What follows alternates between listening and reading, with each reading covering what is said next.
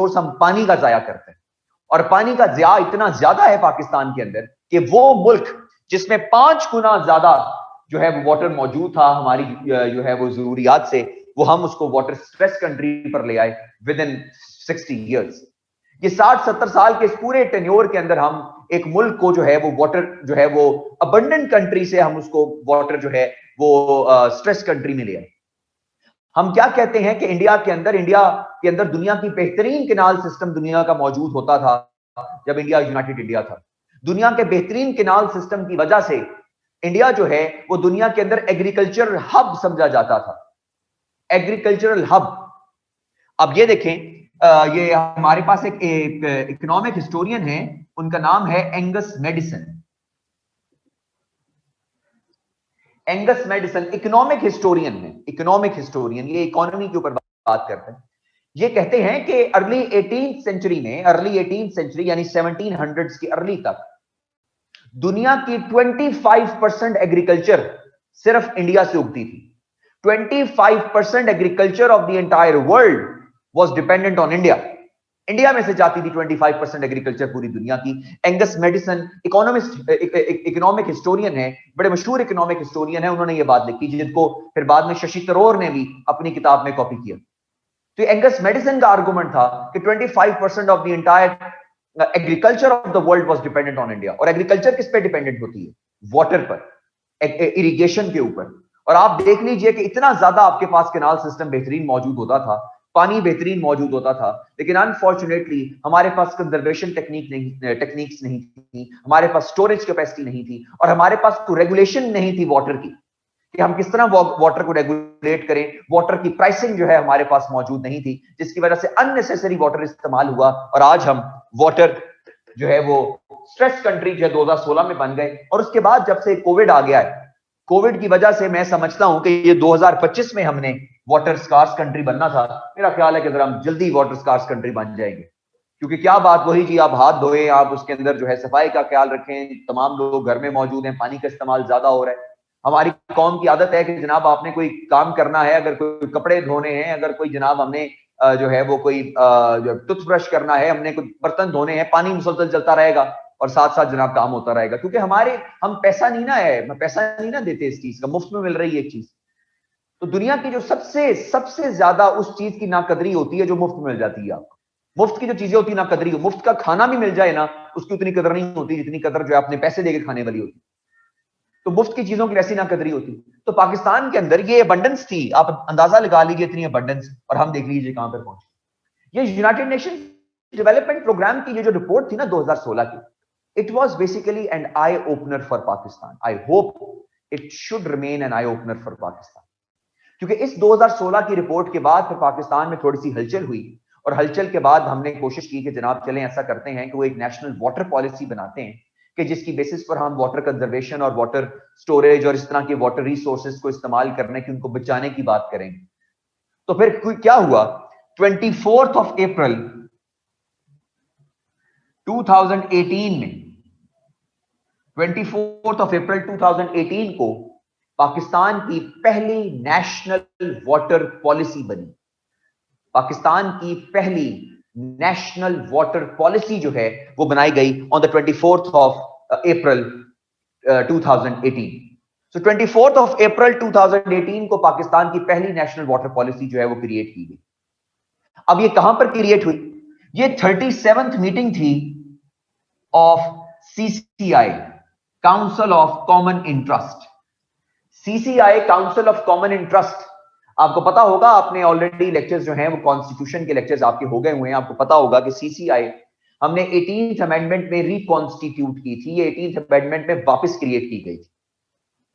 18th amendment Pakistan के constitution का जो 1973 है उसका आर्टिकल 153 डील करता है काउंसिल ऑफ कॉमन इंटरेस्ट को। काउंसिल ऑफ कॉमन इंटरेस्ट, इसके अंदर बेसिकली 8 मेंबर होते हैं, जिसके अंदर प्राइम मिनिस्टर इसके चेयरमैन होते हैं, 4 आपके जो है वो चीफ मिनिस्टर्स होते हैं 4 सूबों के, और 3 फेडरल मिनिस्टर होते हैं जिनको प्राइम मिनिस्टर अपॉइंट करता है। यानी ये टोटल 8 लोग होते हैं जो पाकिस्तान के कॉमन इंटरेस्ट के ऊपर बात करते हैं। तमाम इसमें जो आपके सूबे हैं उनके जो वज़ीर आला हैं, इनके जो चीफ मिनिस्टर्स हैं वो इसमें मौजूद होते हैं। तो council of common interest basically एक ऐसी जगह है जिसमें वो तमाम लोग बैठते हैं और आप अपने प्रॉब्लम्स को डिस्कस करते हैं। ओवरऑल पाकिस्तान के जो कलेक्टिव प्रॉब्लम्स हैं उनको डिस्कस किया जाता है काउंसिल ऑफ कॉमन इंटरेस्ट के अंदर। ये काउंसिल ऑफ कॉमन इंटरेस्ट की 37th मीटिंग थी कि जिसके अंदर जो है पहली दफा पाकिस्तान की कोई पहली नेशनल वाटर पॉलिसी बनी। और आप अंदाजा लगा लीजिए कि ये इतनी बड़ी कामयाबी है पाकिस्तान की हिस्ट्री की, इतनी बड़ी कामयाबी है क्योंकि पाकिस्तान की तारीख में पहली दफा ऐसा हुआ, पाकिस्तान की तारीख में पहली दफा ऐसा हुआ कि किसी एक वाटर रिलेटेड डिस्प्यूट के ऊपर चारों सूबे इकट्ठे हुए। वरना हमेशा से चारों सूबे जो हैं वो वाटर रिलेटेड प्रॉब्लम्स के ऊपर कभी इकट्ठे नहीं हुए। आपके सामने कालाबाग डैम का मसला है। कालाबाग डैम का मसला जो है आपको पता है कि कालाबाग डैम का इशू जो है वो किस तरह एग्जिस्ट करता था। इस पे प्रॉब्लम एग्जिस्ट करता था आपके पास बलूचिस्तान का, इस पे सिंध वालों का अपना प्रॉब्लम एग्जिस्ट करता था, इसमें सरहद का अपना प्रॉब्लम एग्जिस्ट करता था, पंजाब के अपने प्रॉब्लम इसमें एग्जिस्ट करते थे। कालाबाग डैम का डिस्प्यूट आज तक हमारे पास पूरा नहीं हो सका। So the idea is that it was the first time ever in the history of Pakistan कि किसी वाटर रिलेटेड डिस्प्यूट के ऊपर पाकिस्तान के तमाम सूबे जो है किसी एक जगह पर इकट्ठे हुए और उन्होंने इसको एक्सेप्ट किया कि पाकिस्तान के लिए एक वाटर पॉलिसी को जो है बनाया जाए। तो national water policy of Pakistan create हुई on the 24th of April 2018। ये 24th of April 2018 में ये 37th मीटिंग थी सीसीआई की, क्योंकि मैंने आपको बताया कि 153 आर्टिकल में लिखा हुआ है कि सीसीआई रिकॉन्स्टिट्यूट हुई है और आर्टिकल 154 ऑफ द कॉन्स्टिट्यूशन में लिखा हुआ है कि ये जो सीसीआई है ये it will meet at least once in 90 days. ये 90 दिन के अंदर एक दफा जरूर मुलाकात होगी इनकी, आपस में सारे लोग बैठेंगे और आपस में पाकिस्तान के जो कॉमन प्रॉब्लम्स हैं उनको अंडरस्टैंड करने की कोशिश जो है वो करेंगे। क्लियर हो गया? तो ये सिचुएशन थी जिसके अंदर पाकिस्तान की जो काउंसिल ऑफ कॉमन इंटरेस्ट की मीटिंग के अंदर पाकिस्तान की पहली नेशनल वाटर पॉलिसी जो है वो क्रिएट हुई और पाकिस्तान की नेशनल वाटर पॉलिसी बनी। उसके ऊपर हमारे पास कुछ ऑब्जेक्टिव्स हैं, टोटल उसके 33 ऑब्जेक्टिव्स इसमें फाइनल हुए। 33 ऑब्जेक्टिव्स फाइनल हुए पाकिस्तान की नेशनल वाटर पॉलिसी के अंदर। वो ऑब्जेक्टिव्स याद करने की जरूरत नहीं है, ये आप ऑनलाइन भी पढ़ सकते हैं, आप वैसे गो थ्रू कर लीजिए, रटा मारने की इनको जरूरत नहीं है। असल जो चीज पढ़नी है आपने वो प्लानिंग प्रिंसिपल्स हैं इसके, यानी इन 33 ऑब्जेक्टिव्स को अचीव करने के लिए जो प्लानिंग प्रिंसिपल्स बनाए गए कि किस तरह इनको अचीव करना है, उस पे एनालिसिस होगा हमारा, कि हम उस पे बात करेंगे कि वो कैसे प्लानिंग प्रिंसिपल्स हैं जो इसको अचीव करेंगे 33 ऑब्जेक्टिव्स। फिर हम एनालिसिस देखेंगे कि इसका फायदा क्या था, और एंड पे सॉल्यूशंस देखेंगे। तो ये हमारे पास ओवरऑल एक छोटा सा इंट्रोडक्शन है इस सारे के सारे सिनेरियो का। जी, till what year did Angus Madison say that was 25%? Early 18th century के अंदर एंगस मेडिसन कहते हैं कि early 18th century 25% of the entire world agriculture was dependent on जो है वो इंडिया। ये एंगस मेडिसन एक बड़े मशहूर इकोनॉमिक हिस्टोरियन है, उन्होंने बात की इसके ऊपर। ये हमारे पास 33 ऑब्जेक्टिव इसके अंदर फाइनल हो गए जी। अहमद कहते हैं अर्ली 1980s और 1800s। जी अहमद कौन सा क्वेश्चन पूछा? 17th सेंचुरी नहीं जी, 18th सेंचुरी की बात कर रहे हैं, अर्ली 18th सेंचुरी तक, यानी early 18th century. 18th century कौन सी होती है भाई? 1701, 1702, उसको 18th सेंचुरी कहते हैं ना। तो 17th सेंचुरी तो वो होती है ना जिसमें 1600s चल रहा होता है। तो अर्ली 18th सेंचुरी तक, यानी 1700s एंड के 17 आपके पास जो है 1701 और 1702, 1710 तक जो अर्ली 18th सेंचुरी है, तब तक जो है आपके पास, यानी पूरी 16th सेंचुरी आपके पास गुजर गई 1500 वाली, पूरी 17वीं सेंचुरी गुजर गई आपके पास 1700 वाली, और 1800 वाली आपके पास चल गई। जी जी, काउंसिल ऑफ कॉमन इंटरेस्ट के मेंबर रिपीट कर दें जी। 8 मेंबर होते हैं जी इसके अंदर। प्राइम मिनिस्टर इसके चेयरमैन होते हैं, 4 चीफ मिनिस्टर्स होते हैं और 3 फेडरल मिनिस्टर्स होते हैं जी, जिनको प्राइम मिनिस्टर अपॉइंट करता है। ठीक हो गया जी? ये हमारे पास टोटल पॉइंट था जी। अर्ली 18th सेंचुरी तक, अर्ली 18th सेंचुरी का मतलब क्या है कि 710, 1710, 1705, 1715 तक, अर्ली 18th सेंचुरी तक का बात की हुई है उन्होंने कि अर्ली 18th सेंचुरी तक ये काम चलता रहा है कि 25% टेक्सटाइल जो है सॉरी एग्रीकल्चर डिपेंड करती थी इंडिया के ऊपर। यानी आप इसको लेट 1699, 1698, ये तो आपके पास 17th सेंचुरी हो गई ना। अर्ली जो आपके पास 18th सेंचुरी है जिसका मतलब 1701, 1702, 1710 तक आपके पास, 1720 तक अंदाजा लगा लीजिए, उन्होंने अर्ली 18th सेंचुरी का नाम लिखा हुआ है वहां पे, तो उसमें एग्जैक्ट डेट्स उन्होंने मेंशन नहीं की। ये हमारे पास एक हमने नेशनल वाटर पॉलिसी अपनी फाइनल कर ली। इसके 33 ऑब्जेक्टिव्स हैं। ऑब्जेक्टिव्स पढ़ने की ज्यादा जरूरत नहीं है क्योंकि बहुत आप रटे भी लगा सकते हैं, ऑनलाइन भी पढ़ सकते हैं। असल काम है प्लानिंग प्रिंसिपल्स का, कि हमने ये 33 ऑब्जेक्टिव्स अचीव कैसे करने हैं, उस पे हम एनालिसिस करते हैं, उसको अंडरस्टैंड करने की कोशिश करते हैं। पॉइंट नंबर 1 है जी, अब हम डिस्कस करने लगे हैं planning principles to achieve the objectives of national water policy.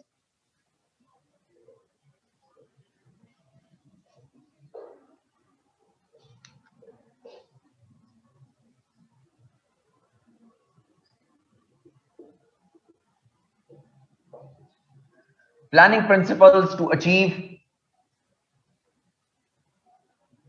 national water policy। National water policy को अचीव करने के लिए जो प्लानिंग प्रिंसिपल्स फाइनल किए गए उनको हमने अब अंडरस्टैंड करना है, उनको पढ़ना है कि वो कौन कौन से नेशनल आपके पास पॉलिसी को अचीव करने के लिए जो है वो नेशनल वाटर पॉलिसी जो पाकिस्तान की बनी उसको अचीव करने के लिए कौन कौन से प्लानिंग प्रिंसिपल्स हैं जो हमने फाइनल किए 7 मीटिंग के अंदर। पॉइंट नंबर 1, आपने चीज समझ लेनी है कि जो पॉलिसीज जब भी बनती हैं पाकिस्तान के अंदर, कोई भी पॉलिसी एग्जिस्ट करती है, उस पॉलिसी के अच्छे और बुरे होने की आप लोगों ने एक तरीके से उसको अंडरस्टैंड करना है, क्या ये पॉलिसी अच्छी है या पॉलिसी बुरी है। उसमें आपने रियलाइज कर लेना है क्या इस पॉलिसी के अंदर जो पॉलिसी मेंशन की गई है, क्या इसमें इन गोल्स को अचीव करने के लिए कोई प्लानिंग प्रिंसिपल्स बताए गए हैं, कि क्या सिर्फ गोल्स ही बताए गए हैं। पाकिस्तान के अंदर बहुत सी सोशल पॉलिसीज में सबसे बड़ा प्रॉब्लम ये होता है कि पाकिस्तान की वो सोशल पॉलिसीज में गोल्स तो बता दिए जाते हैं, लेकिन उन गोल्स को अचीव करने के जो प्रिंसिपल्स हैं या आपके पास जो पॉलिसीज हैं वो नहीं बताई जाती। पॉलिसी जिस तरह आपने अचीव करना है उन गोल्स को, सो ये चीज देखने वाली होती है कि एक पॉलिसी की जो है उसके अच्छे या बुरे होने के अंदर सबसे मेजर पॉइंट जो होता है वो ये एग्जिस्ट करता है कि क्या उस पॉलिसी के अंदर सिर्फ गोल्स ही मेंशन है या उन गोल्स को अचीव करने के लिए कोई प्लानिंग प्रिंसिपल्स भी मौजूद। तो ये जो हमारे पास नेशनल वाटर पॉलिसी आई है, जो 2018 की नेशनल वाटर पॉलिसी, इसमें जो 33 ऑब्जेक्टिव्स अचीव करने हैं उसके लिए कुछ प्लानिंग प्रिंसिपल्स भी हैं कि ये इस तरह अचीव किए जाएंगे। उन प्रिंसिपल्स को अंडरस्टैंड करते हैं कि वो कौन कौन से प्रिंसिपल्स हैं और नेशनल वाटर पॉलिसी को इंप्लीमेंट कैसे किया जाएगा, या जो हमने अचीव करना है गोल उसको कैसे अचीव किया जाएगा। इसमें से नंबर 1 पॉइंट है लाइनिंग ऑफ कैनाल्स।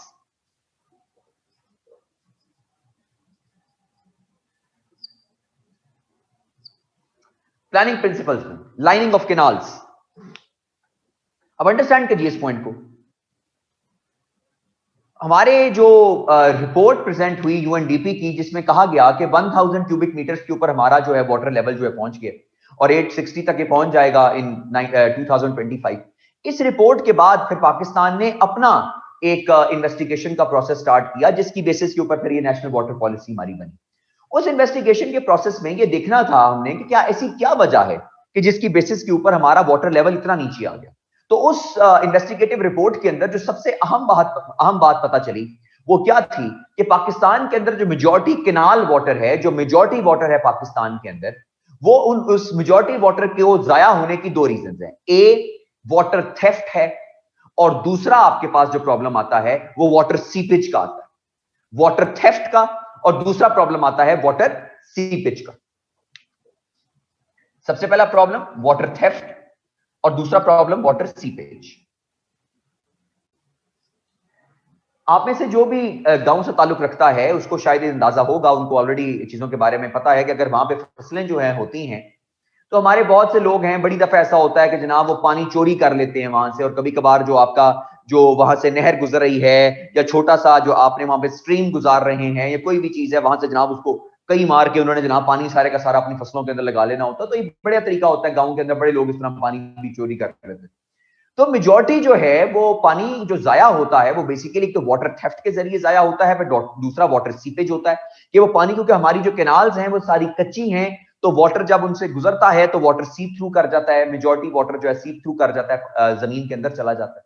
तो इसको काउंटर करने के लिए जो पहला प्लानिंग प्रिंसिपल फाइनल हुआ वो क्या था कि लाइनिंग ऑफ कैनाल्स की जाएंगी।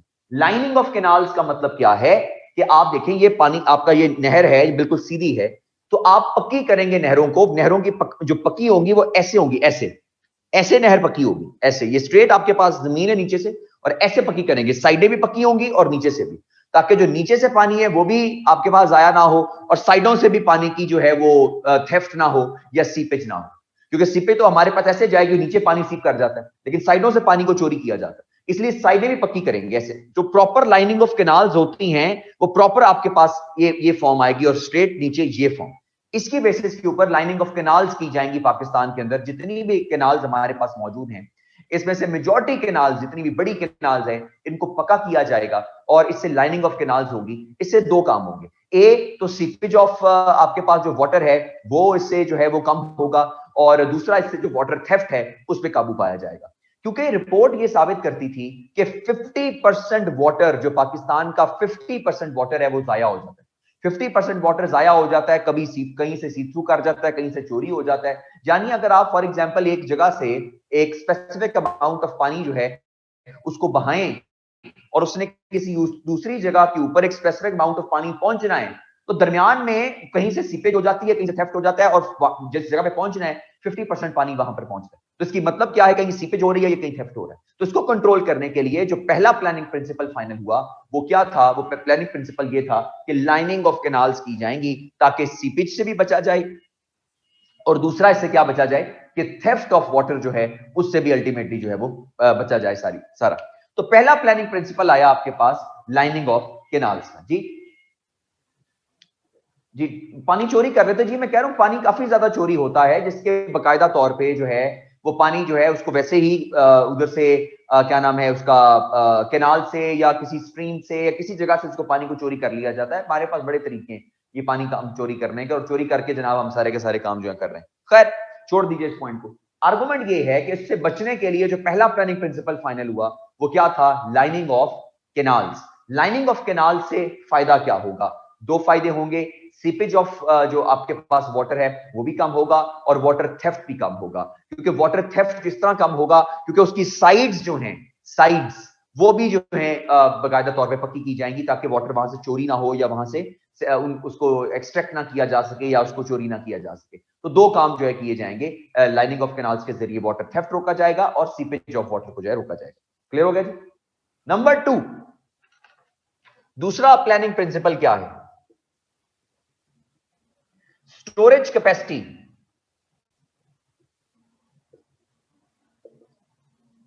Storage capacity has to be increased.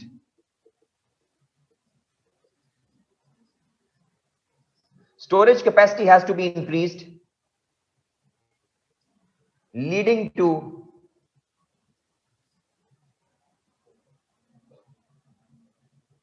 irrigation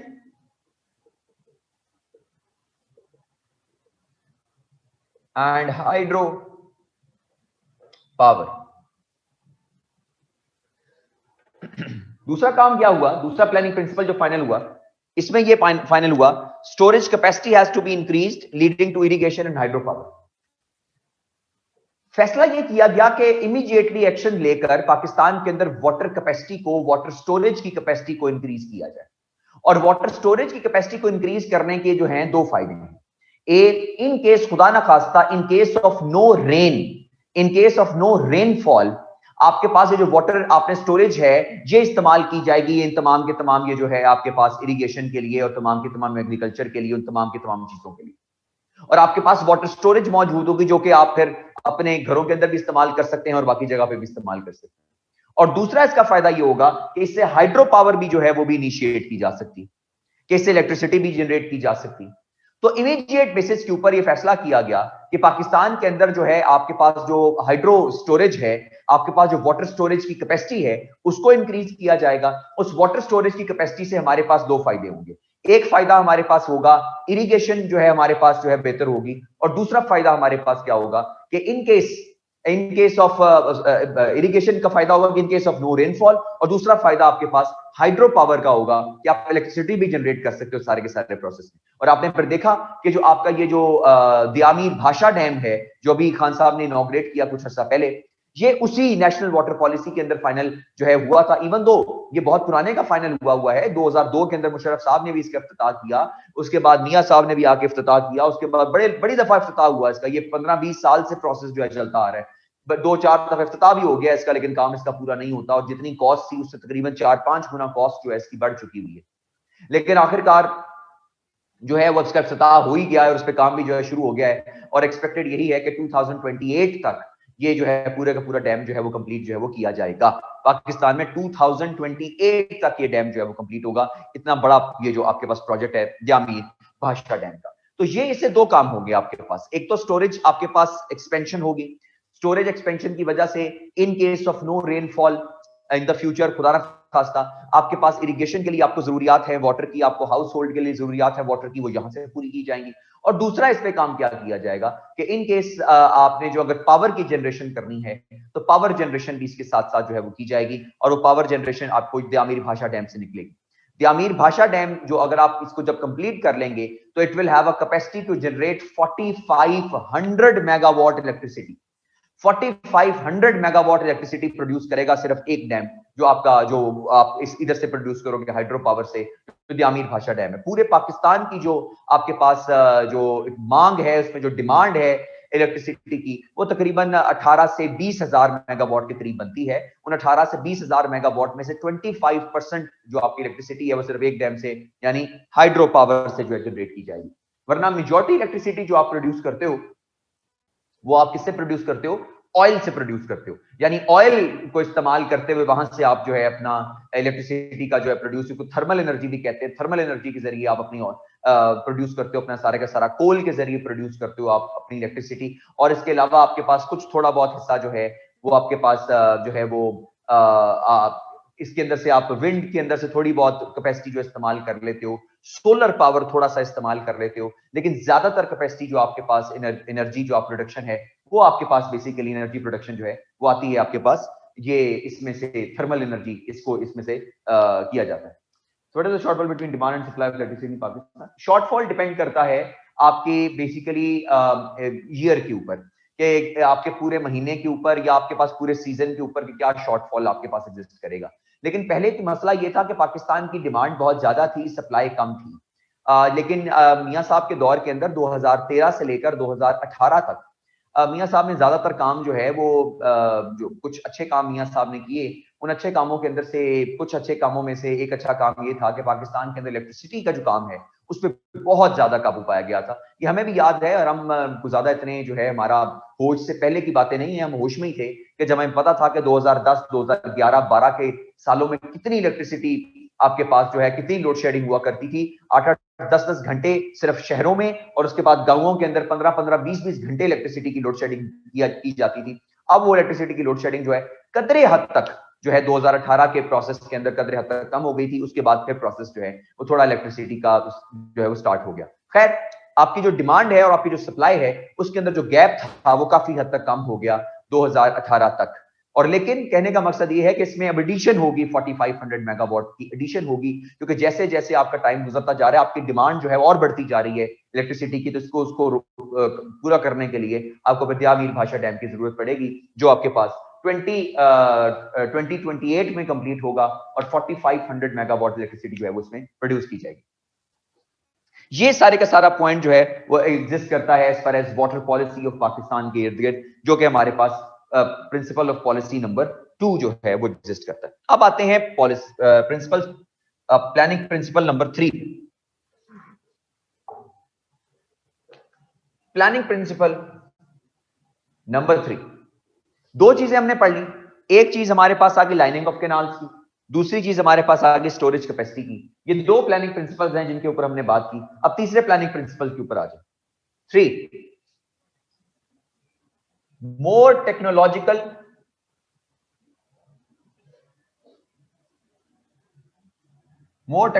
advanced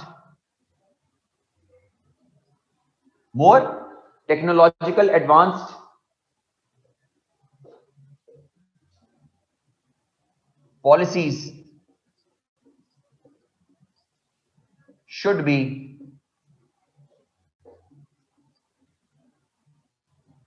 introduced like utilization of sea water। तीसरा प्लानिंग प्रिंसिपल था कि आपके पास ये जो सी वाटर यूटिलाइजेशन की तरह की टेक्नोलॉजिकल एडवांस्ड आपके पास पॉलिसीज हैं कि इनको इस्तेमाल किया जाए। इस प्रोसेस को कहते हैं desalinisation.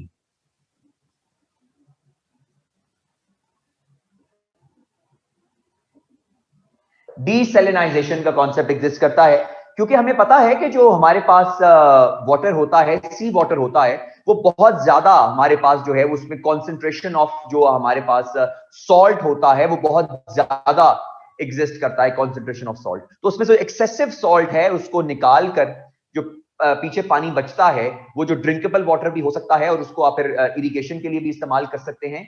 Ji, utilization of for what? Complete अगर मैं करने दें, मुझे जरा मौका दें तो मैं आपको आर्गुमेंट को कंप्लीट कर ही दूंगा कि ये यूटिलाइजेशन किसके लिए हमने इस्तेमाल करने की बात की थी। आर्गुमेंट ये है कि ये हमारे पास जो सी वाटर यूटिलाइजेशन है इसको इस्तेमाल करने की बात की, कॉन्सेप्ट को कहते हैं डीसैलिनाइजेशन। ये डीसैलिनाइजेशन का कॉन्सेप्ट क्या होता है? डीसैलिनाइजेशन कॉन्सेप्ट होता है कि एक्सेसिव आपके पास जो सॉल्ट होता है, एक्सेसिव सॉल्ट, उसको हमने वहां से निकाल कर और जो बाकी हमारे पास पानी बचता है उसको हम ड्रिंकेबल वाटर के तौर पे भी इस्तेमाल कर सकते हैं और उसको हम फिर इरिगेशन के लिए भी इस्तेमाल कर सकते हैं। तो बहुत से प्रोसेस है कि बहुत से तरीके हैं जिनके जरिए हम इसको इस्तेमाल कर सकते हैं, लेकिन मेजर जो चीजें एग्जिस्ट करती हैं वो आपके पास ड्रिंकेबल वाटर है और दूसरा आपके पास इरिगेशन का वाटर है। इरिगेशन के लिए इस्तेमाल कर सकते हैं। जो मेजर अभी तक आपके पूरे पाकिस्तान में सबसे बड़ा प्लांट जो लगा है इस वक्त डीसैलिनाइजेशन के लिए वो गवादर में है। गवादर के अंदर जो आपके पास पानी है, क्योंकि वहां पर नेचुरल वाटर जो है वो पहुंचाना और नेचुरल वाटर तो वहां तक रसाई देना जो है वो काफी मुश्किल जो है लग रहा था, तो इसलिए सबसे पहला जो बड़ा प्लांट जो डीसैलिनाइजेशन का प्लांट एग्जिस्ट करता है पाकिस्तान के अंदर वो हमने गवादर के अंदर इंस्टॉल किया है। और उस गवादर की इसको इंस्टॉल करने से दो फायदे हुए हमें। वहां की आबादी के लिए जो ड्रिंकेबल वाटर है वो भी मौजूद है और उसके बाद अब जो पूरा शहर आबाद हो रहा है उस पूरे शहर के अंदर आपने जो ग्रीनरी आपने जो करनी है और उसके बाद जो आपने फॉर एग्जांपल वहां पे कोई एग्रीकल्चर का भी बंदोबस्त करना है तो उसके लिए भी यही वाटर इस्तेमाल जो है किया जाएगा। प्रॉपर एक बहुत बड़ा प्लांट जो है वो डीसैलिनाइजेशन प्लांट जो है वो ग्वादर के अंदर जो है वो इंस्टॉल किया गया है। वो उस सारी की सारा प्रोसेस जो है वहां से उसको यूटिलाइज करने की बात की जा रही। तो बात ये है कि वो जगह जहां पर आप कोई ऐसा नेचुरल रिसोर्स ऑफ वाटर पहुंचा नहीं सकते, कोई नेचुरल रिसोर्स ऑफ वाटर वहां तक नहीं लेकर जा सकते, तो वहां तक फिर आपको मजबूरी है कि अब आपने किसी तरीके से तो वाटर को वहां पे यूटिलाइज करना है। तो वाटर की यूटिलाइजेशन उस जगह पर जहां पर आपके पास नेचुरल प्रोसेस के जरिए वाटर नहीं पहुंचता, उसके जरिए फिर दूसरा प्रोसेस इस्तेमाल किया जाता है कि वहां पर ऑलरेडी स्टैब्लिश जो वाटर रिसोर्सेज हैं उनको ही यूटिलाइज किया जाता है, ड्रिंकेबल वाटर बनाया जाता है और उनको ही यूटिलाइज किया जाता है इरिगेशन के लिए eight the end of the day. तो क्योंकि गवादर जैसे इलाके में आपके पास मकरान कोस्टल हाईवे और आप उस इलाके में चले जाएं तो बहुत ज्यादा आपको चटियल मैदान नजर आएंगे। आपको जो है वाटर का वैसे ही जो आपके पास लेवल है वाटर का, ग्राउंड वाटर, वो बहुत ज्यादा नीचे है और बहुत ज्यादा एक्सपेंसिव प्रोसेस पड़ता है आपका कि आप कराची से किसी जगह से आप जो है वाटर की सप्लाई जो है उस जगह तक लेकर जाते जिस जगह पर आपके पास वाटर की आपको जरूरत थी। तो उससे बेहतर ये है कि उससे आपको ज्यादा इंपॉर्टेंट चीज ये मिल गई कि आपने ऑलरेडी एस्टैब्लिश्ड वहां पर वाटर रिसोर्स है जो कि समंदर का वाटर है, आपने उसको इस्तेमाल करके सी वाटर को डीसैलिनाइजेशन का कॉन्सेप्ट इस्तेमाल किया, यानी एक्सेसिव सॉल्ट्स जो हैं वाटर में से निकालकर जो उसके रिक्वायर्ड सॉल्ट्स हैं वो रहने दिए, एक्सेसिव सॉल्ट्स को निकालकर वहां से उसको ड्रिंकेबल वाटर में भी कन्वर्ट किया और उसको इरिगेशन के वाटर के लिए भी इस्तेमाल कर रहे हैं। तो ये दोनों काम जो है किए जा रहे हैं, डीसैलिनाइजेशन का कॉन्सेप्ट जो है वो एग्जिस्ट कर रहा है at the end of the day. Clear हो गया जी? But it is not economical. Economical का मसला सिर्फ ये है कि भाई जब आपके पास पानी है नहीं, जब आपके पास कोई ऐसा सोर्स नहीं है कि जिसके जरिए पानी वहां पर पहुंचाओ, आप कैसे लेकर जाओगे पानी वहां पर जब पानी ग्राउंड वाटर पानी मौजूद नहीं है? आप पूरे के पूरा एक सप्लाई लाइन, एक वाटर सप्लाई लाइन आप वहां पे पहुंचाओगे कि वाटर सप्लाई लाइन वहां पर जाएगी और जाके वाटर को सप्लाई करेगी। तो ये जब वाटर सप्लाई लाइन आपके पास बहुत ज्यादा एक्सपेंसिव पड़ेगी, ग्राउंड वाटर आपके पास मौजूद नहीं है at the end of the day, तो फिर तीसरा काम आपके पास डीसैलिनाइजेशन का कॉन्सेप्ट एग्जिस्ट करता है, जो कि मजबूरी में आपने करना है। जिस जगह पर आपको ये कॉन्सेप्ट एग्जिस्ट करेगा, जिस जगह पर आपको कोई और तरीका इस्तेमाल में नहीं लेकर आ सकते, जिस जगह पर आपको कोई और आपके पास जो है वो वे नहीं है, वे फॉरवर्ड नहीं है, वहां पर तो आपको फिर ये चीजें इस्तेमाल करनी पड़ेंगी। इसका मतलब हरगिज ये नहीं है कि हर जगह पूरे पाकिस्तान के अंदर डीसैलिनाइजेशन का कॉन्सेप्ट जो एग्जिस्ट करना शुरू कर दे, क्योंकि डीसैलिनाइजेशन होता ही आपके पास बेसिकली सी वाटर के जरिए है, और सी वाटर आपके पास हमें पता ही है कि सी वाटर किस जगह पर अवेलेबल है। जिस जगह पर सी वाटर अवेलेबल नहीं है उस जगह के ऊपर तो डीसैलिनाइजेशन कॉन्सेप्ट एग्जिस्ट ही नहीं करता। लेकिन जिस जगह पर एग्जिस्ट करता है वहां पर सिर्फ इसलिए एग्जिस्ट करता है क्योंकि आपके पास जो ग्राउंड वाटर है वो उतना बेहतर एग्जिस्ट नहीं करता उस जगह के ऊपर, जिसकी वजह से फिर आपको डीसैलिनाइजेशन के कॉन्सेप्ट के अंदर जाना पड़ता है। ये भी मजबूरी के अंदर आपको जाना पड़ता है, वरना जो है जिस जगह के ऊपर आपके पास नेचुरल वाटर मौजूद है, ग्राउंड वाटर मौजूद है, वहां पर डीसैलिनाइजेशन जो है वो एग्जिस्ट ही नहीं करती है।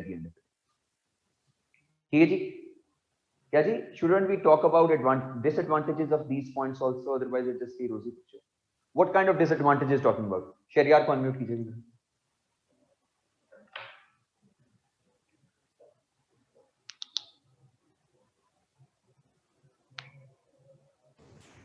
सलाम सर।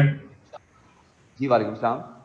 सर डिसएडवांटेजेस से मतलब है कि क्रिटिकल एनालिसिस मांगा जाता है ना हमारे से, तो क्रिटिकल एनालिसिस होते हैं एडवांटेजेस और डिसएडवांटेजेस, तो मैं सोचा था कि वन साइडेड हो जाएगा बड़ा उसके कुछ है। अच्छा शहरियार, आप जब हम क्लास स्टार्ट कर रहे थे तो हमने क्लास में क्या डिस्कस किया था? एक चीज स्टार्ट के अंदर कि मैंने कहा था कि आपको मैं प्रिंसिपल्स ऑफ पॉलिसी बताऊंगा, एंड पे आपको एनालिसिस दूंगा कि इन प्रिंसिपल्स ऑफ पॉलिसी का एनालिसिस एंड पर क्या निकलता है।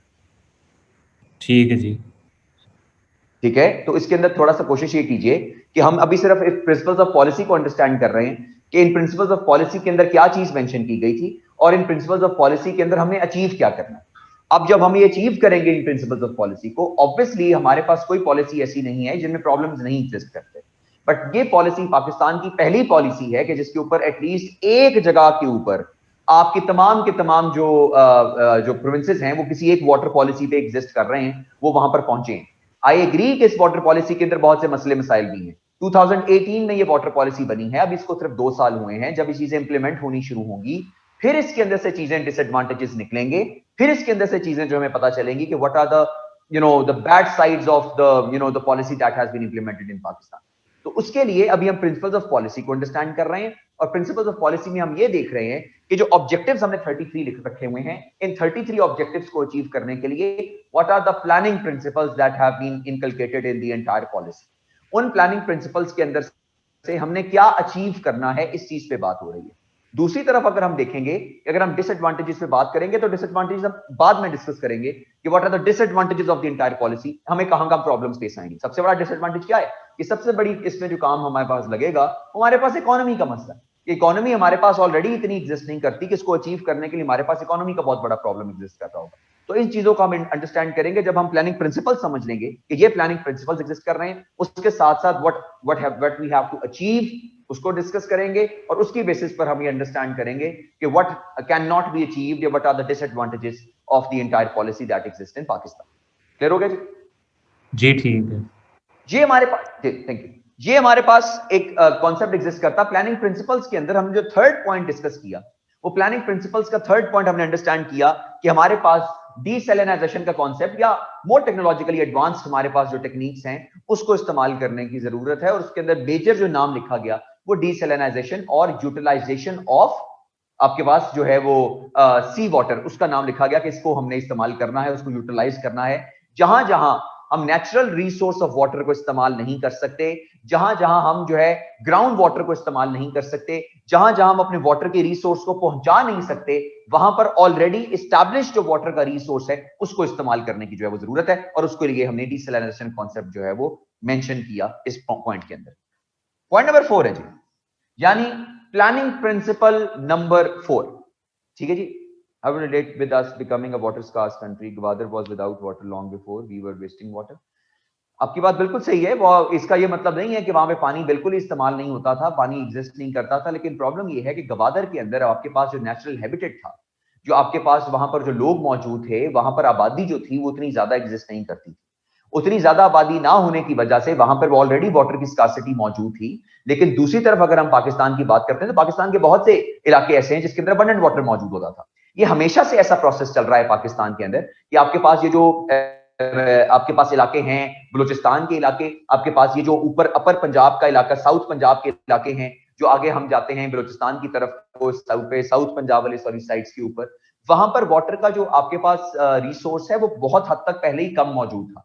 आपके पास जो वाटर अबंडेंस थी मौजूद, वो ज्यादातर अबंडेंस मौजूद थी सिंध के कुछ इलाकों के अंदर मौजूद थी, और मेजॉरिटी आपके पास पंजाब के इलाकों के अंदर मौजूद थी। इसको पंजाब हमें पता है कहते ही हम इसलिए हैं क्योंकि वहां पे 5 दरिया एग्जिस्ट करते थे और यहाँ पर हमारे पास बहुत ज्यादा अबंडेंट वाटर जो एग्जिस्ट करता था। ये जो इलाके आपके पास बलूचिस्तान का इलाका मौजूद है, इन बलूचिस्तान के इलाकों में हमेशा से वाटर जो है वो एक ऐसे लेवल पे रहा है कि आपके पास अबंडेंस ऑफ वाटर जो है मौजूद नहीं थी। लेकिन अबंडेंस ऑफ वाटर ना होने का मतलब ये नहीं है कि वहां पर स्कार्सिटी ऑफ वाटर था। अबंडेंस ऑफ वाटर जो वहां पे मौजूद नहीं थी, अबंडेंस ऑफ वाटर पाकिस्तान के इन इलाकों के अंदर मौजूद थी। और ये इलाके पाकिस्तान के वो एग्जिस्ट करते थे जहां पर बहुत ज्यादा पानी एग्जिस्ट करता था। और आज भी आप देख लीजिए कि सिंध के बहुत से इलाकों के अंदर, खास तौर पे कराची के अंदर, टैंकर्स के जरिए जो है पानी पहुंचाया जाता है, जिसको टैंकर माफिया कहा जाता है। वो वहां पर पानी को का जो इस्तेमाल करते हैं, या पानी का जो आप जो आप कह दें कि उसको पहुंचाते हैं, उसके अंदर वो प्रॉपर उसके अंदर जो है वो हेर फेर करते हैं और इधर उधर पानी कर देते हैं। और पंजाब का वो इलाका ऐसा एग्जिस्ट करता है कि जहां पर कुछ हद तक अबंडेंस जो है ऑफ वाटर जो है एग्जिस्ट करता है। और ये भी हमने बहुत ज्यादा रिसोर्सेज को डिप्लीट करते हुए, एक्स्ट्रा यूटिलाइजेशन करते हुए इसको भी हमने जाया किया, ग्राउंड वाटर को भी अल्टीमेटली। और दूसरा हमारे पास जो वाटर हमारे पास एग्जिस्ट करता था केनाल वाटर, उसको भी बहुत ज्यादा डिप्लीट जो है हमने कर दिया एट द एंड से। लेकिन ये क्यों हुआ है उस पर भी चलते हैं। यानी रेगुलेशन का मसला भी आएगा, वाटर प्राइसिंग का मसला आएगा, ये जो वाटर पंप्स का मसला आएगा, उन सारी की सारी चीजों में भी चलेंगे स्टेप बाय स्टेप। हम तीसरे पॉइंट पर पहुंचे। अब जरा चौथे पॉइंट को अंडरस्टैंड कर लेते हैं कि प्लानिंग प्रिंसिपल्स के अंदर पॉइंट नंबर 4 जो है वो हमारे पास किस तरह जो एग्जिस्ट करेगा। पॉइंट नंबर 4 जो ऐड हुआ वो था एक्यूरेट मॉनिटरिंग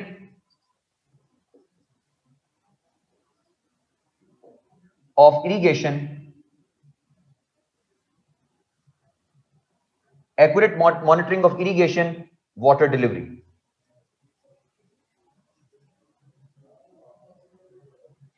ये फोर्थ पॉइंट ऐड हुआ जी इसके अंदर। वो फोर्थ पॉइंट का मतलब इसके अंदर क्या था कि accurate monitoring of irrigation water delivery. हमारे मुल्क के अंदर जो बहुत ज्यादा वाटर इस्तेमाल होता है, सबसे ज्यादा वाटर जो इस्तेमाल होता है वो इरिगेशन के पर्पस में इस्तेमाल होता है, यानी एग्रीकल्चर के पर्पस के अंदर इस्तेमाल होता है। लेकिन वो जो एग्रीकल्चर के पर्पस में इस्तेमाल होता है वाटर, उसके अंदर भी इरेगुलरिटीज इन्वॉल्व होती हैं। इरेगुलरिटीज का मतलब क्या है? इरेगुलरिटीज का मतलब ये है कि एक इसमें वाटर थेफ्ट का मसला भी आ जाता था, इसके अंदर जो है वाटर सीपेज का मसला भी आ जाता था, और दूसरा आपके पास जो वाटर यूटिलाइजेशन जो होती थी सर्टेन एरियाज में, वो दूसरे सर्टेन एरियाज के निस्बत जो है वो ज्यादा होती थी या किसी इलाके में कम होती थी। फॉर एग्जाम्पल, अगर कोई इलाका ऐसा है कि जिसके अंदर कोई पावरफुल इंडिविजुअल इन्वॉल्व है, जो कि आपके जो है वो उसमें आप समझिए गवर्नमेंट में इन्वॉल्व है या किसी और जगह पर इन्वॉल्व है, उनके इलाकों के अंदर वाटर यूटिलाइजेशन जो होती थी वो बहुत ज्यादा होती थी और बाकी इलाकों के अंदर वाटर यूटिलाइजेशन कम होती थी। इसकी बेसिस के ऊपर उन्होंने फैसला क्या किया कि accurate monitoring of irrigation water delivery, कि जिस इलाके में जितनी भी वाटर आपके पास रिक्वायर्ड है इरिगेशन के लिए, उतना वाटर जो इरिगेशन जो है उसको डिलीवर किया जाएगा, उसको मॉनिटर किया जाएगा। कैसे मॉनिटर किया जाएगा? उसके लिए उन्होंने फाइनल किया कि एक चीज जो उन्होंने फाइनल की वो ये थी कि जो आपके पास नीचे आपके पास लोकल गवर्नमेंट सिस्टम के तौर पे, यानी कि लोकल गवर्नमेंट के लेवल के ऊपर वहां पर कमेटीज बनाई जाएंगी, लोकल गवर्नमेंट कमेटीज।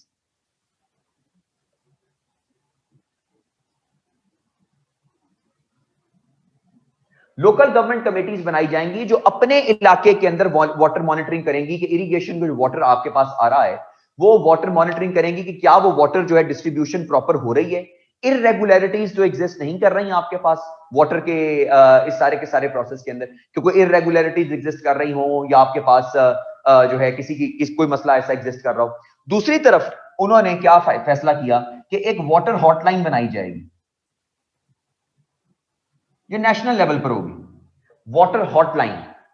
यानी इसके ऊपर अगर खुदा ना खास्ता किसी जगह पर कोई वाटर थेफ्ट हो रहा है या किसी वजह से कोई इरेगुलर फॉर एग्जांपल को वहां पर यूटिलाइजेशन ऑफ वाटर हो रही है, तो उसके लिए वाटर हॉटलाइन क्रिएट की जाएगी नेशनल लेवल के ऊपर, जहां पर आप उसकी इतला कर सकते हैं। और जो आपके पास दूसरी होंगी जो इम्प्लीमेंटेशन की जो आपके पास फोर्सेस हैं, इम्प्लीमेंटेशन की जो अथॉरिटीज हैं, वो फिर उसके ऊपर एक्शन लेगी और वहां के लोगों को जो है, जो भी लोग इसके अंदर इन्वॉल्व होंगे, उनको प्रॉपर जो है इसके बारे में सजा दी जाएगी या जो भी सारा प्रोसेस होगा। तो खैर लोकल लेवल के ऊपर आपके पास लोकल गवर्नमेंट आपके पास लेवल के ऊपर कमेटीज बनाई जाएंगी जो उस इलाके के अंदर आपके पास जो उनका इलाका है उसके अंदर इस वाटर मॉनिटरिंग को करेंगी कि आपके पास जो इरिगेशन के लिए वाटर डिलीवरी हो रही है वो एक्यूरेट वाटर मॉनिटरिंग हो रही है, यानी वो सारी की सारी वहां पर पहुंच रही है। और दूसरे नंबर के ऊपर अगर इन केस किसी को पता चलता है कि इररेगुलर वाटर जो है वो यूटिलाइजेशन की जा रही है, तो उसके लिए वो फिर वाटर हॉटलाइन के ऊपर रब्ता करके उनको भी इसके बारे में बता सकते हैं कि this is something that is going on here, और उसके ऊपर फिर वो एक्शन जो आपके पास रिक्वायर्ड अथॉरिटीज होंगी वो फिर उस पर एक्शन लेकर इसको फिर मिटिगेट किया जाएगा सारे के सारे प्रॉब्लम को। ये चौथा जो है एक्यूरेट मॉनिटरिंग ऑफ आपके पास एक्यूरेट जो है वो monitoring of irrigation water delivery, इसकी बेसिस पर दो कमेटीज बनाकर उसको फिर मॉनिटर किया जाएगा, यानी लोकल लेवल पर ज्यादा मॉनिटर होगा, अपर लेवल पर ज्यादा मॉनिटर होगा। तो अगर इन केस वो लोकल लेवल वाले उसको ठीक कर सकते हैं तो ठीक है, नहीं तो फिर अपर लेवल के ऊपर जाके हॉटलाइन के ऊपर बात होगी जिसके ऊपर फिर बेसिकली उसको अथॉरिटीज जो हैं उसकी जो इन्फोर्समेंट की अथॉरिटीज हैं वो आएंगी और उसको इंप्लीमेंट करेंगी। ये हमारे पास चौथा प्लानिंग प्रिंसिपल आ गया। अब ऑब्वियसली इसमें मसले हैं उसको डिस्कस करते हैं, लेकिन पहले प्लानिंग प्रिंसिपल समझ लेते हैं।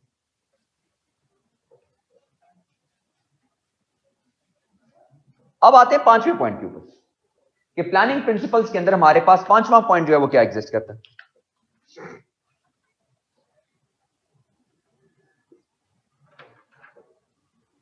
Banking of those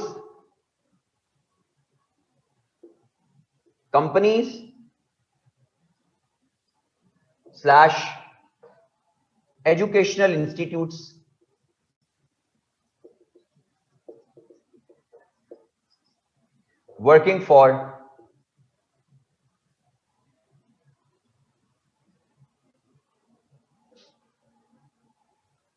working for producing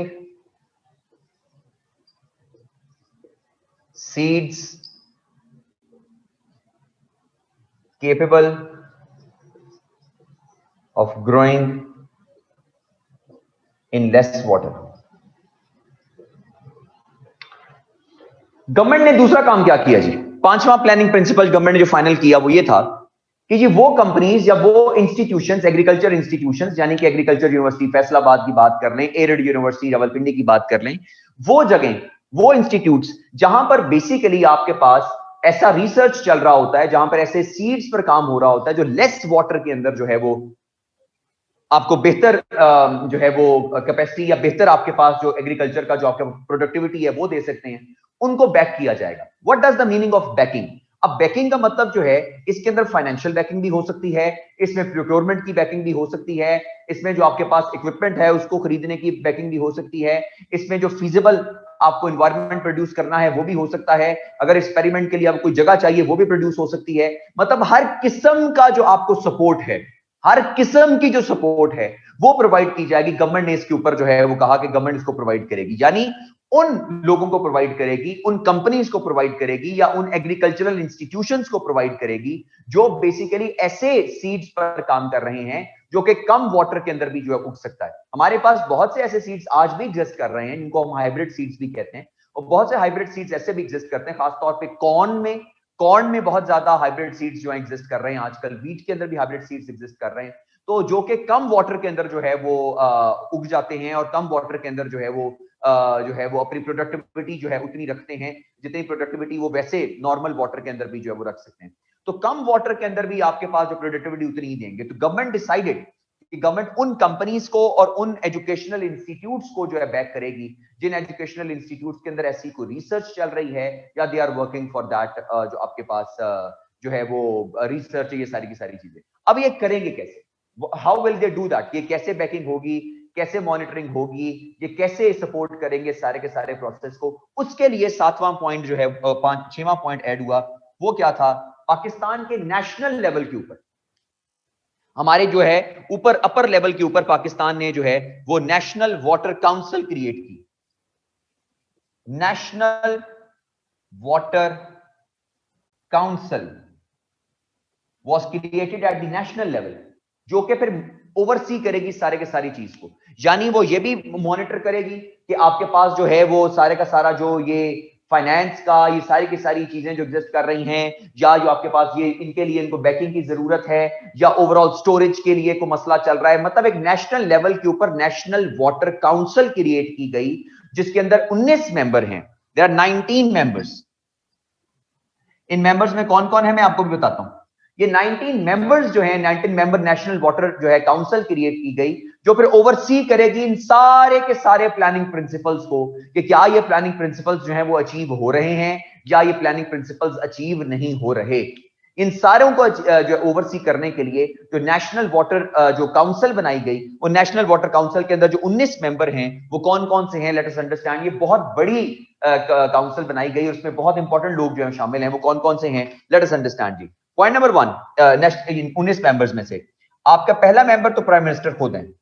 prime minister will be the chairman of this national water council, वो मौजूद हैं। इसके बाद आपके पास दूसरा जो है वो federal minister for water resources हैं, federal minister for water resources.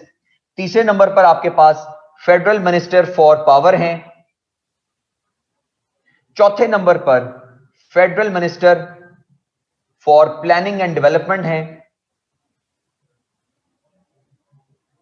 पांचवें नंबर पर फेडरल मिनिस्टर फॉर फाइनेंस हैं। देखिए, आपको याद होगा कि हमने बात डिस्कस की थी कि जब भी कोई गवर्नमेंट लेवल के ऊपर आपने कोई प्लान करना होता है, कोई पॉलिसी बनानी होती है, कोई कमीशन आपने बनाना होता है, या कोई भी चीज आपने रिक्रूटमेंट करनी होती है, आपको उसके लिए फाइनेंस का अप्रूवल चाहिए होता है। इसीलिए आप ये देखेंगे कोई भी नेशनल लेवल वाटर पॉलिसी जब भी बनती है, कोई नेशनल लेवल पॉलिसी बनती है, वाटर पॉलिसी जो कोई और भी हो, जब भी कोई नेशनल लेवल पॉलिसी बनेगी उसके अंदर आपको फाइनेंस मिनिस्टर जरूर नजर आएगा, क्योंकि फाइनेंस मिनिस्टर भी अवेलेबल होता है वहीं पर, वहीं से जनाब सारे के सारे ऑर्डर्स जो है फाइनल होते हैं, फाइनेंस मिनिस्टर को अप्रूवल देता है और चीजें आगे जाती है। वरना क्योंकि अगर आप ये पहले किसी से और से अप्रूवल करवाएं, फिर वो फाइनेंस डिपार्टमेंट में जाएगा, फाइनेंस डिपार्टमेंट उसके अंदर से प्लस माइनस करेगा, प्लस माइनस करके वो चीजें फिर ऐड होंगी, सब्ट्रैक्ट होंगी, तो वो बहुत ज्यादा डिफरेंट जो है काफी टाइम उसके ऊपर लग जाता है। तो इससे बचने के लिए जो काम होता है वो फाइनेंस मिनिस्टर जो फेडरल मिनिस्टर फॉर फाइनेंस है, it was part of the national water council. 5 ये हो गए जी। छठे नंबर के ऊपर आप जो है वो chief ministers of all provinces, chief ministers for of all provinces, यानी 4 ये बंदे हो गए। 7वें नंबर पर 1 minister each from each province, 1 minister each from each province, यानी हर प्रोविंस से एक एक मिनिस्टर जो है वो भी इसके अंदर ऐड हो जाएगा, यानी 4 बंदे आपके पास ये आ जाएंगे। इसके अलावा आपके पास दूसरे लोग,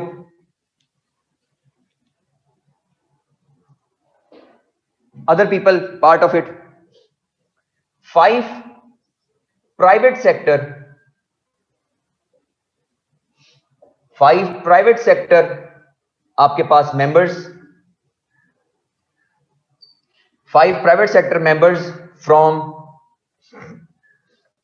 water related disciplines,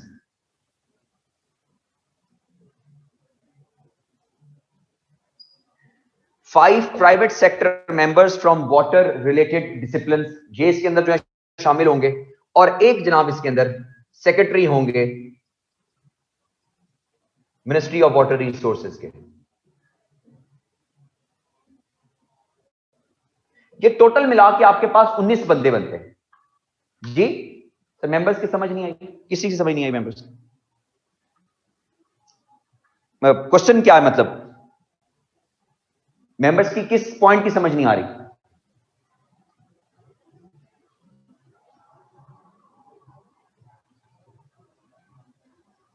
last one मैंने बताया secretary ministry of water resources. Last one आपको मैंने बताया मिनिस्ट्री ऑफ वाटर रिसोर्सेज के जो सेक्रेटरी हैं मिनिस्ट्री ऑफ वाटर रिसोर्सेज के, वो शामिल होंगे। ये सब मेंबर्स मुझे क्वेश्चन नहीं अभी तक समझ आया, क्या कह रहे हैं? ये सब मेंबर्स क्या करते हैं? चलाते हैं एनडब्ल्यूएफ, नेशनल वाटर काउंसिल को।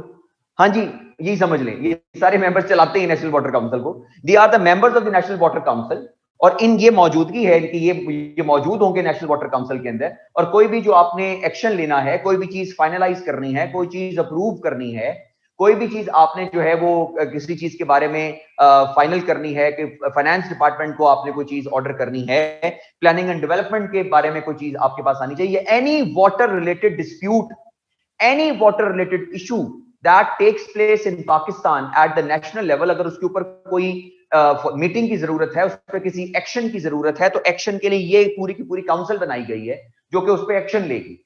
कि यानी कि कोई वाटर रिलेटेड आपके पास कोई डिस्प्यूट आ जाता है, उस पर कोई आपने फाइनेंस को ऑर्डर करना है, कि आपने फॉर एग्जांपल डैम के लिए आपको फंडिंग स्टार्ट करनी है, तो वो आपके पास फाइनेंस मिनिस्टर बैठा हुआ है, वो उसको ऑर्डर करेंगे, नेशनल वाटर काउंसिल इसका अप्रूवल देगी, वो काम शुरू हो जाएगा। अगर फॉर एग्जांपल इसके अंदर कोई प्लानिंग एंड डेवलपमेंट का मसला है कि अच्छा जी लाइनिंग ऑफ कैनाल्स कैसे करनी है, डेवलपमेंट कैसे होगी, प्लानिंग कैसे होगा, उसके लिए वो मिनिस्टर मौजूद है, वो सारे के सारे बैठेंगे इसके अंदर। इसके अंदर चारों चीफ मिनिस्टर्स को इसलिए शामिल किया गया है कि चारों चीफ मिनिस्टर्स बैठ के ये इस पे एग्री करें कि ये ना हो कि जनाब आपने काम शुरू किया तो उस पर फिर पंजाब ने रौला डालना शुरू कर दिया, पंजाब के बाद सिंध उस पर नाराज हो गया या एनडब्ल्यूएफपी नाराज हो गया। ये सारे के सारे जो हैं बैठकर इसको फैसला करेंगे, इस पे एक्शन लेंगे, इसमें कोई भी चीज आपने जो है वो ऑर्डर जारी करना है वो ऑर्डर देंगे, ओवरऑल पूरे के पूरे सारी की सारी चीजों को ओवरसी करेंगे। वाटर रिलेटेड जितने भी हमारे पास इश्यूज एग्जिस्ट करते हैं, वाटर रिलेटेड डिस्प्यूट्स एग्जिस्ट करते हैं, वाटर रिलेटेड आपके पास कोई ऐसे एक्शन लेने वाले हैं, उसको ओवरसी करेंगे ये सारे की सारी वाटर आपके पास काउंसिल जो है वो एग्जिस्ट करेगी, ओवरऑल वो उसको ओवरसी करेगी सारा का सारा। ये आपके पास नेशनल वाटर काउंसिल जो है वो क्रिएट कर दी गई। अब आप देखिए ना 19 बंदे टोटल इसके अंदर एग्जिस्ट करते हैं जी। आमना का क्वेश्चन है, जरा अनम्यूट कीजिएगा। एक प्राइम मिनिस्टर है, ये 5 आपके पास फेडरल मिनिस्टर्स तक आ गए, 5 लोग ये हो गए, 4 आपके पास चीफ मिनिस्टर्स हो गए, 4 चीफ मिनिस्टर्स हो गए, यानी आपके पास ये 9 लोग हो गए, एक मिनिस्टर आपके पास आ गया, 13 लोग हो गए, 5 प्राइवेट सेक्टर से हो गए 18 और 1 सेक्रेटरी। ये टोटल आपके पास 19 मेंबर आपके पास एग्जिस्ट करते हैं। ये आपके पास सारे के सारे जी जी क्वेश्चन जी क्या उनका क्वेश्चन है मेरे ख्याल में? अच्छा क्लियर हो गया, चलिए ठीक। ये हमारे पास टोटल जो है वो 19 मेंबर जो है वो एग्जिस्ट करते हैं। ये सारे के सारे total related to the entire scenario of national water council जो है उसके तौर पर एग्जिस्ट करते हैं। करंट सिनेरियो क्या है नेशनल वाटर काउंसिल का? नेशनल वाटर काउंसिल का सिनेरियो ये है कि इसकी अभी तक 2 मीटिंग्स हो चुकी हैं। आफ्टर 2018 के बाद से 2 मीटिंग्स हुई हैं, लेकिन जब से कोविड का मसला चल रहा है, कोविड की वजह से अभी तक कोई मीटिंग नहीं हुई नेशनल वाटर काउंसिल की, क्योंकि सारे के सारे आपको पता है पूरा पाकिस्तान जो है गवर्नमेंट की जो नेशनल लेवल की जो आपके पास पॉलिसीज हैं वो भी ज्यादातर फोकस कर रही हैं कोविड के ऊपर, और जो हमारे पास प्रोविंशियल जो लोग हैं वो भी जो मिनिस्टर्स हैं या आपके पास चीफ मिनिस्टर्स हैं वो भी सारे के सारे फोकस कर रहे हैं कोविड के ऊपर। तो कोविड की वजह से अभी तक कोई इसकी मीटिंग नहीं हुई। वैसे ओवरऑल अभी तक इसकी 2 मीटिंग्स हुई हैं। और ये जो आपके पास ये जो फाइनल हुआ था दियामीर भाषा डैम का जो पूरे का पूरा प्रोजेक्ट फाइनल हुआ और इसके अंदर आपने फिर फैसला किया कि उसको आपने स्टार्ट करना है, वो भी नेशनल वाटर काउंसिल की मीटिंग के अंदर ही फिर आपने इसको अप्रूव किया था कि जनाब ये हम स्टार्ट करेंगे, और उसको FWO को और वापडा को और इन बाकी इदारों को फिर आपने जो है वो ठेका इसका फाइनल किया कि ये ठेका जो एग्जिस्ट करेगा। तो मीटिंग नेशनल वाटर काउंसिल की मीटिंग में ही उसका सारा अप्रूवल हुआ था। तो ओवरऑल वैसे अभी तक इसकी सिर्फ 2 मीटिंग्स हुई हैं, लेकिन बिकॉज ऑफ द कोविड जो है वो अल्टीमेटली जो है वो अभी तक इसका कोई काम एक्स्ट्रा, मतलब कोविड के दिनों के अंदर कोई काम इन्होंने अभी तक एक्स्ट्रा नहीं किया। ये काउंसिल कब बनाई गई? जी इसी के साथ ही बनाई गई। मैं बताया आपको कि ये आपके पास जो नेशनल वाटर आपने जो है वो पॉलिसी बनाई, नेशनल वाटर पॉलिसी जब आपने बनाई 24 अप्रैल 2018 को, तो 24 अप्रैल की वजह से वहीं पर आपने सारे का सारा प्लान फाइनल कर लिया था। उसी के अंदर ही नेशनल वाटर कमीशन भी काउंसिल भी बन गया, उसी के अंदर सारे प्लानिंग प्रिंसिपल्स भी बन गए, सब कुछ कंप्लीट हुआ है। तो उसको हम कलेक्टिवली नेशनल वाटर पॉलिसी कहते हैं ना, उसी के अंदर नेशनल वाटर पॉलिसी भी एग्जिस्ट करती है जी। ये 2018 के अंदर मैंने आपको मेरे ख्याल में बात लिखी है, 2-4 दफा मेंशन हुई है। 24 अप्रैल 2018 ये नेशनल वाटर आपके पास जो पॉलिसी है, नेशनल वाटर पॉलिसी, ये हमारे पास फाइनल हुई थी। इस नेशनल वाटर पॉलिसी के अंदर ये सारी की सारी चीजें जो है फाइनल हुई जी। जी हसन को अनम्यूट कीजिए।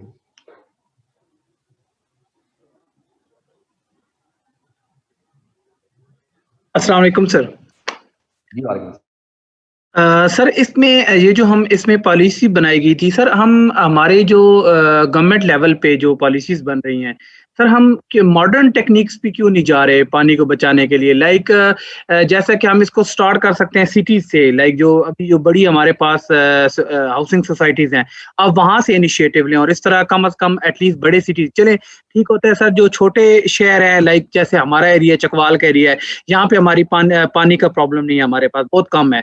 बट आप पिंडी में चले जाएं, इस्लामाबाद में चले जाएं, तो उनको पानी प्रोवाइड करने के लिए आपको डैम का सहारा लेना पड़ता है, लाइक खानपुर का, सिमली डैम का, रावल लेक का। तो सर हम उस पानी को जब हम शहरों के अंदर ला रहे हैं, तो सर क्यों ना हम एक हमारी गवर्नमेंट जो है वो एक गवर्नमेंट लेवल पे एक पॉलिसी स्टार्ट करे कि हर घर को 2 वाटर सप्लाई दी जाएंगी। एक वो पानी जो कि साफ होगा पीने के लिए, उसमें सिर्फ पीने के लिए पानी दिया जाए, और जो दूसरा पानी की वाटर लाइन है वो प्रोसेस्ड वाटर होना चाहिए। वो आपके लिए गाड़ियों के इस्तेमाल होगा, गाड़ी धोने के लिए, ये आपके कपड़े धोने के लिए, या वैसे घर के इसके अलावा जो मुख्तलिफ चीजें। क्योंकि सर आप अभी आपने स्टार्ट भी एग्जाम्पल दी थी कि हमने एक जोड़ा धोना होता है तो 4 बाल्टियां हम जो है ना पानी की बहा देते हैं। तो सर क्यों ना, और वो जो है वो पेड होना चाहिए। तो इससे ये एक तो हमें रेवेन्यू भी आता रहेगा और उसका खर्चा भी निकलता रहेगा। ठीक है स्टार्ट में थोड़ा सा उसका एक्सपेंडिचर है, बट क्यों ना हम एटलीस्ट शहरों से स्टार्ट किया जाए। इस तरफ हमारी गवर्नमेंट क्यों नहीं जा रही इन पॉलिसीज के ऊपर? सारी बातें मैंने आपकी समझ ली, इसको अंडरस्टैंड भी कर लिया, लेकिन आप मुझे एक बात बताएं, अभी तो प्लानिंग प्रिंसिपल्स में हमारे पास सिर्फ 5 या 6 प्लानिंग प्रिंसिपल्स हमने फाइनल किए हैं। अगला प्लानिंग प्रिंसिपल जो हमने इसके अंदर फाइनल करना है, जो हुआ है, उसके अंदर वाटर प्राइसिंग का कॉन्सेप्ट एग्जिस्ट करता है। वाटर प्राइसिंग का कॉन्सेप्ट ये है कि जो प्रोसेस होगा, यानी जो आप एक्स्ट्रा जो पंप्स लगा लेते हैं लोग अपने घरों के अंदर, वो एक्स्ट्रा पंप्स जो हैं उनको मना कर दिया गया है। बैंड होना चाहिए सर। पंप्स जो है वो नहीं जी, वो नहीं लगा सकते उसको। ये फाइनल कर लिया उन्होंने प्लानिंग प्रिंसिपल्स के अंदर। मैं उसी के ऊपर नेक्स्ट पॉइंट के ऊपर आ रहा हूँ कि प्लानिंग प्रिंसिपल्स के अंदर जो नेक्स्ट चीज फाइनल हुई है वो यही हुई है